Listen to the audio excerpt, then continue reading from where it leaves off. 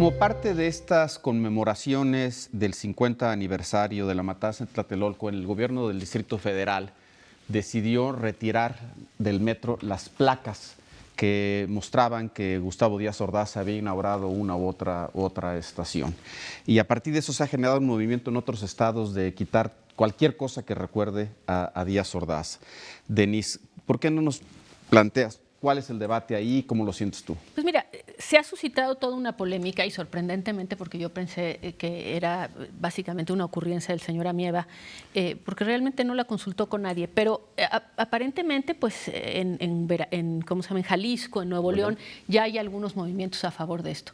Lo paradójico aquí es quitar el nombre de Gustavo Díaz Ordaz de absolutamente todos los lugares, el metro, las calles, si es que alguna vez, no sé si hay una calle de nombre, seguramente. Y colonias, sí. Pero ayer me interesaba ver algunos líderes del 68 decían que era lo que se hacía en otros países. Y sí, se ha hecho generalmente en los regímenes autoritarios, donde se le cambian los nombres a las ciudades, donde se le cambian para tratar de desaparecer y sí llevar al olvido la existencia de ese otro momento histórico. Entonces, Leningrado, como sabemos, pues se llamó San Petersburgo durante muchísimo tiempo y hay otros cambios así. Lo que creo que es terrible porque es de una miopía increíble sobre un tema. Díaz Ordaz efectivamente inauguró el metro. Es decir, eso no lo vamos a cambiar. Sí inauguró el metro. Como Porfirio Díaz, pues hizo algunas cosas también, ¿verdad? Y hay calles a su nombre y demás. Yo creo que la historia no se trata de modificarla. Yo creo que la historia se trata de recordarla y de procesarla y curiosamente de mantener esos elementos simbólicos que permitan que haya las preguntas y que regrese y que esté en la conversación. Hace poco estuve en Berlín y no sabes cómo lamentan no haber dejado un pedazo del muro de Berlín parado. En el momento, digamos, el momento de la emoción y de la emoción que tuvieron en 1989, destrozaron el muro, que después se vendía en pedacitos. Hoy decidieron, desde hace tiempo, poner simplemente unas líneas por la calle por donde pasaba. Pero hace falta, para todos aquellos que nacieron después, que entendieran la magnitud de que hubo un muro que los separó. A mí me parece que el señor Amieva, en una versión políticamente correcta, bastante limitada, piensa que quitar a Gustavo Díaz Ordaz del metro, pues quita a Gustavo Díaz Ordaz. No, Gustavo Díaz Ordaz existió.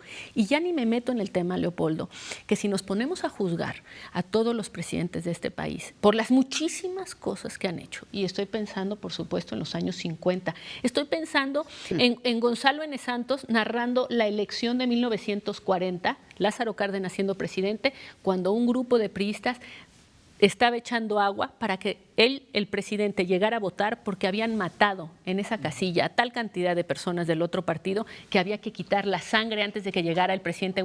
¿Dónde trazas la ¿Cuándo vas a poner una línea para ver qué es lo aceptable? No podríamos llamarle a ninguna calle Miguel Hidalgo si consideramos lo que hizo Miguel Hidalgo en Guanajuato en el momento que ganó la ciudad.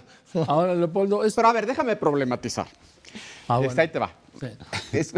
Bueno, lo pongo en la mesa, pero es que cuando recuerdas el muro de Berlín, ese es un símbolo muy ominoso, digamos, ¿no? Una placa es conmemorativa, es de alguna manera un reconocimiento, son cosas muy distintas, creo yo. Es decir, pues sí hay que recordar el nombre, siendo abogado del diablo. Sí hay que recordar el nombre, pero darle un reconocimiento, quién sabe. Joaquín. Ahora, Leopoldo, ahí lo que no estaban reconociendo más que en las placas, pues lo que dicen todas las placas de todas las obras que se inauguran, ¿sí? En alguna época, creo que fue con Echeverría, dijo, no quiero mi nombre en ninguna placa. Y lo seguían poniendo, ¿sí? No están haciéndole un homenaje, están recordando o están apuntando. Un hecho. Un hecho que es que con Gustavo Díaz Ordaz se inauguró la línea 1 del metro. Aquí dio el primer taladrazo en la esquina de Avenida Chapultepec y Cuauhtémoc, donde se juntan Cuauhtémoc y Bucareli. Ahora, ¿vamos a ir a esto? Pues empecemos, ¿no? Porfirio Díaz, Iturbide. ¿Qué más quieren? Echeverría. Ahí está la vía López Portillo, por cierto. En fin, esto me recuerda un poco lo que pasó con la España del posfranquismo, no en la primera parte, sino en la última etapa de lo que fue la transición, ¿sí? No lo que se vive ahora, que por decreto se quitaron todos los monumentos de Franco, todos, absolutamente todos, ecuestres, de pie, bustos, nombres de calles. El pueblo donde nació, bueno, la ciudad, perdón, de donde nació Ferrol se llamaba Ferrol del Caudillo. ¿Sí? Caudillo de España, por la gracia de Dios. Y ahora lo último... No parece mal que se lo hayan quitado, Joaquín, ya también siendo abogado del diablo. No, pero ¿sabes qué? No lo quitan de la memoria. Ahora lo último es arrojarlo, expulsarlo de su mausoleo del Valle de los Caídos, ¿sí? Pero quitar una placa, quitar una estatua, no lo elimina de la memoria histórica. Y yo creo que no deben ser eliminados de la memoria histórica, Leopoldo. O hay un límite, Polo. Lo que me estás diciendo es hay un límite, porque obviamente ¿quién estaría hoy a favor de que una calle se llamara Hitler? Estamos de acuerdo. Sí, Nadie estaría de acuerdo en que una calle se llamara Hitler y, sin embargo, lo que creo es que aquí estamos en un tema de la memoria y en un tema también de qué estamos hablando. ¿Realmente era necesario? Gustavo Díaz Ordaz es nuestro Hitler. No hay nada que diga Huerta, porque también creo que tenemos que tener grados. No existe, que yo sepa, a menos de que ustedes me corrijan, ni un monumento ni una nada que sea Huerta. Un traidor que mandó matar al presidente, no sé, Madero y Pino Suárez. Pero es que o sea, sí hay límites y sí hay grados. Eso es, creo que también pero hay aún que así, tenerlos. Aunque no haya monumentos, hay que tenerlos en la memoria histórica, es de lo que yo insisto. A ver. Hablabas de Berlín. Berlín, en lo que era Berlín Oriental, se encuentra la Stasi, que era la policía política. Sí. Esa policía política que era terrible, feroz, salvaje, es hoy un museo. Precisamente porque la gente sí tiene que saber qué es lo que hubo, qué existió, cómo marcó su vida, cómo se pueden entender a sí mismo conociendo su propia historia y no repetirlo. El nunca más de la Torre Rectoría es eso, no podemos soslayar la historia porque entonces simplemente nos vamos a repetir la historia. Yo veo esto de las placas y de la otra placa en la Plaza de Armas de la Magdalena Michuca, que también la quitaron en el mismo efecto. Y me acuerdo muy bien, tú debes de recordar, el metro de Moscú cuando era Unión Soviética, antes de la caída del muro. Entonces tú veías el metro de Moscú, las pinturas, donde estaban todos los líderes soviéticos, y veías un espacio en blanco en varias pinturas. Era Trotsky. Era Stalin. No, Trotsky ya lo habían purgado. Sí. No, ya no existía. Era Stalin. Entonces era absolutamente ridículo que de los líderes comunistas hubieran pintado de blanco a Stalin porque querían borrar la historia. Bueno, a Trotsky lo borraron de todas las fotografías. Pero fue hace 80 años. Entonces, ¿qué es un poco a donde voy con esto? Que no es una anécdota. No es un momento simplemente de un oportunismo. Me temo, parte de esta corriente de pensamiento donde el rencor, donde la falta de una reconciliación, la falta de unas normas de convivencia, nos están llevando a un proceso de regresión política. Nos estamos volviendo fascistas sin saber que somos fascistas. Porque este tipo de regresión intelectual, estructural, me va a regañar. Sí. Ya veo a René que quiere saltar. Estoy viendo que está sacando las navajas. Me recuerda mucho un debate que hubo hace como 25 años en la academia en Estados Unidos sobre la corrección política. Y un profesor de Harvard, conservador, escribió un ensayo de 25 páginas espectacular sobre cómo el discurso de la corrección política era tan oportunista que lo que provocaba era un regreso en las libertades. Entonces aquí nos empiezan a quitar las placas de algo que es absolutamente irrelevante. ¿Nos quitan la historia? No. ¿En qué momento vamos a llegar al punto en el cual, ¿qué año naciste tú? No eres millennial. Entonces hay que borrarte. A ver. No, a ver, yo creo que el tema tiene mucho más hondura. Gracias. En el fondo estamos hablando, hay una disputa, yo creo en el sentido de si estamos en una época de cambios o estamos en un cambio de época. De algún modo se está disputando el futuro y a la vez se está litigando el pasado. Y para eso son necesarios los símbolos. La antípoda del retiro de la placa de la inauguración del metro es la inscripción en letras de oro del movimiento estudiantil en el muro de honor de San Lázaro.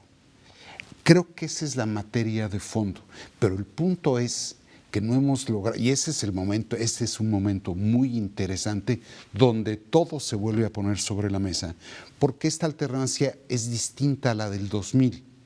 La del 2000 no te suponía un cambio de modelo y no supuso un cambio de régimen.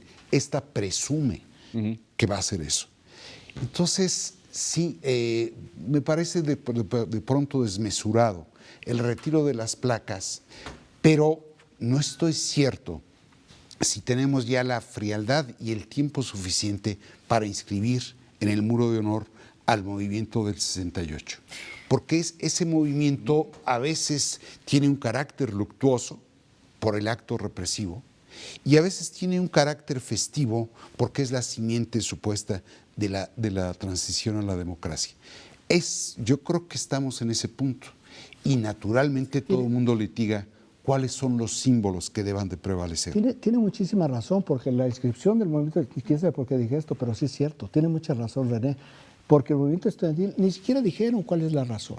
Pues esto que estamos hablando nosotros de lo que ese es el punto, pero ¿por qué no tomamos nada más este punto, que es, ¿no creen simplemente que esto merecía que se discutiera? Es decir, cuando esto puede ser tomado por una persona que dice yo acabo de decidir como jefe encargado, además, porque encargado de la jefatura de gobierno, que se quitan las placas, merecía una comisión amplia de sociólogos, historiadores, que discutieran esto. No puede ser que estén siendo estas iniciativas así. Es verdad, ayer cuando develaron al movimiento del 68, no quedó claro porque no se ha elaborado las razones por las que está ahí. Yo puedo pensar que está muy bien que esté ahí, pero efectivamente se está haciendo como estos momentos en donde vamos a iniciar algo que sea transformador. Empecemos por cambiar todos los nombres. No, ¿cuál cambiar los nombres?